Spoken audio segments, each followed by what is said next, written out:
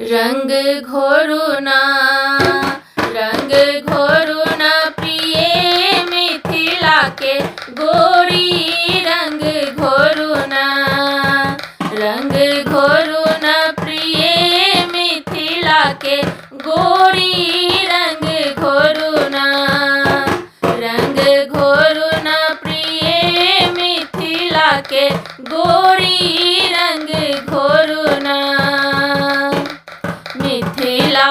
के कुल रीत एहन थिक मिथिला के कुल रीत एहन थिक खेलत फागुन सबके जोड़ी हो खेलत फागुन सबके जोड़ी रंग घोरुना प्रिय मिथिला के गोरी रंग घोरुना प्रिय मिथिला के गोरी रंग घोरुना।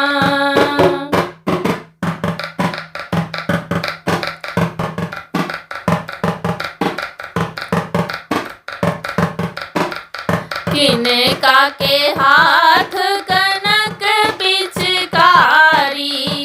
किनका के हाथ कनक पिचकारी किनका के हाथ अबीर छोरी हो किनका के हाथ अबीर छोरी रंग घोरुना प्रिय मिथिला के गोरी रंग घोरुना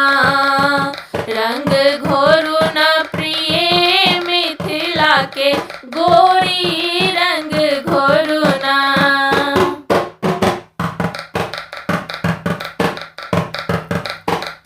राम जी के हाथ कनक पिचकारी राम जी के हाथ कनक पिचकारी सखियन हाथ अबीर छोरी हो सखियन हाथ अबीर छोरी रंग घोरुना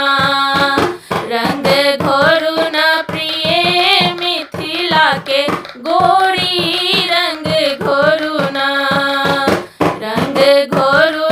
प्रिय मिथिला के गोरी रंग घोरुना।